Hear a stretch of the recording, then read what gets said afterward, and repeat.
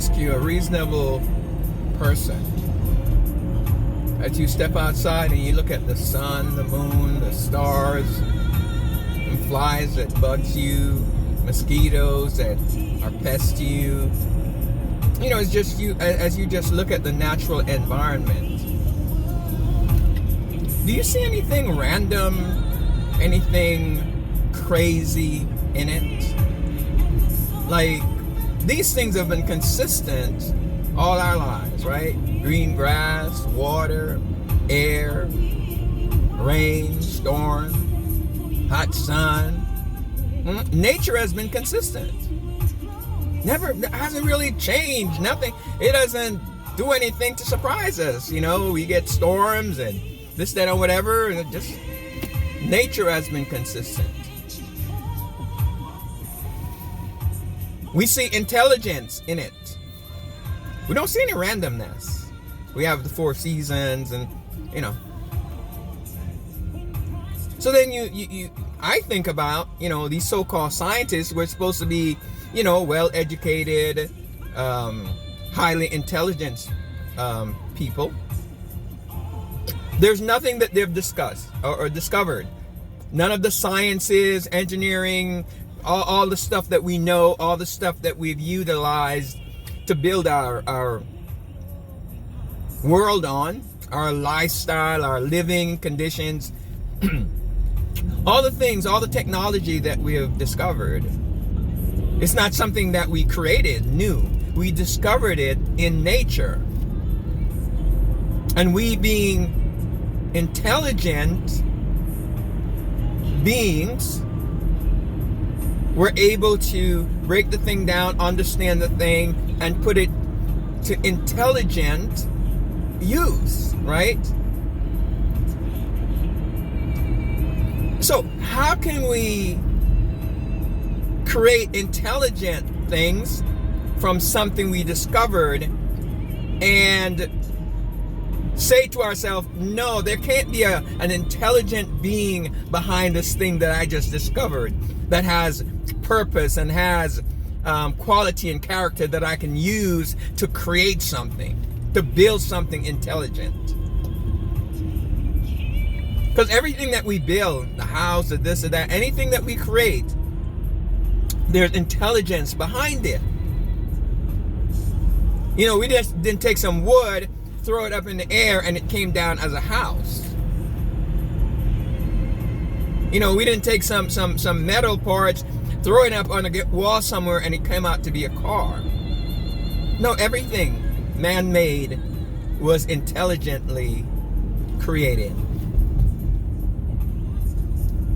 It just seemed to me that the easiest thing to believe is that there's an intelligent God behind these things that we come into this world and see. It's more difficult to be an atheist than to believe a believer. Because to be an atheist, you have to deny facts, you have to deny reality. And that's why, not believing in Jesus Christ, not trusting God is the most difficult thing you can do.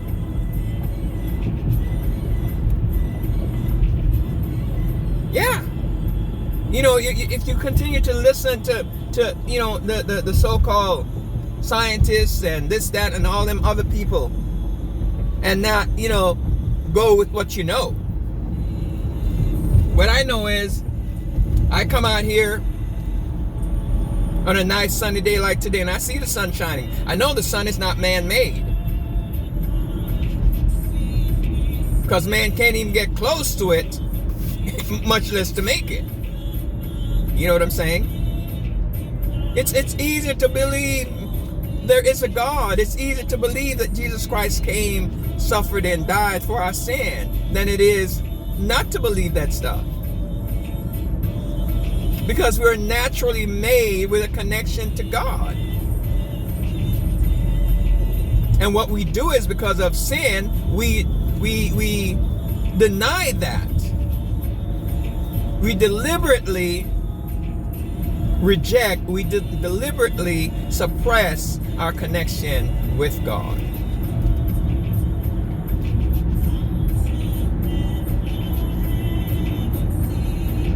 What I'm really saying is, everybody know that there's a God, man. Because the God has made sure there's a piece of Him inside of all of us. Because we're spiritual beings, created by a spiritual God. And there's a spiritual connection. See, sin is just disobedience. Sin is just being disobedient to God. Sin is just rebelling against God. That's what sin is. Because God has given us the ability to choose. To choose how we want to live. To choose how we want to, behave. And we have chosen against God. That's all it is. How about you today? Will you take another look at your life? Take another look at the world? Take another look at life? Just step back and just take an objective look. Shut out all the noise. Shut out all what I think I know. What we think we know. And just take an objective look at it all. As I was getting ready to come out today, I sat around and started to pray a little bit. And my prayer was, Lord, make me who I should be. Because I recognize that, man, I really don't have any real power, to do anything, really. Because whatever it is I do in this world, whatever choices I make and whatnot, it's all depending on me living. And I don't really have power over my life. I was overwhelmed by that. That no matter how much I exercise, no matter how I do this and that, whatever, I don't have any power over my life because there's a time appointed for me. And I don't know what it is. I don't know what it is. I don't know when it is.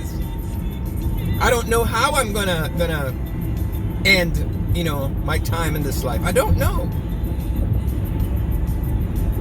Like I said, no matter how much, how long I, exercise and eat well and do all this other stuff,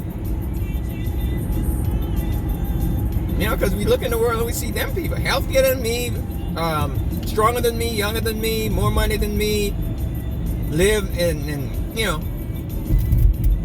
death just come through and take them away, never to return. Yeah, and I had to humble myself and say, Lord, I need you. I need you to operate in my life, and you're smarter than me, because if you can make a sun, that temperature get a little hot, I gotta run for cover. If you can, you did that by your word. If you can make a sun, you're smart enough to do all that stuff. Then you should be smart. You're smart enough to order my life.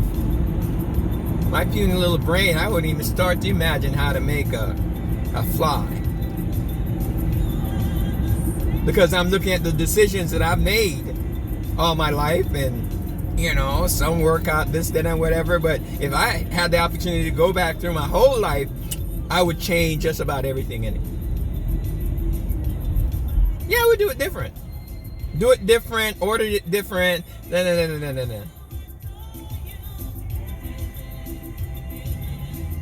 No, God, you're smarter than me. And I'm not going waste time and waste God's time, my time, whatever. No, God, can you make my life the way you think it should be? And I believe that's where God wants us all to be, to recognize that we're just human beings, and we have serious limitations.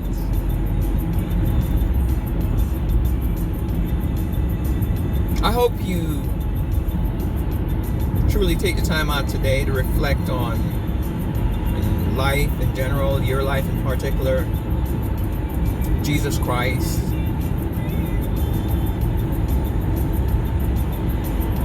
Because it's up to you. You have to,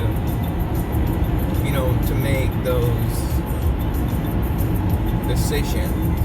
You have to come to that point, and then God will step in and lead you the rest of the way. Bless up.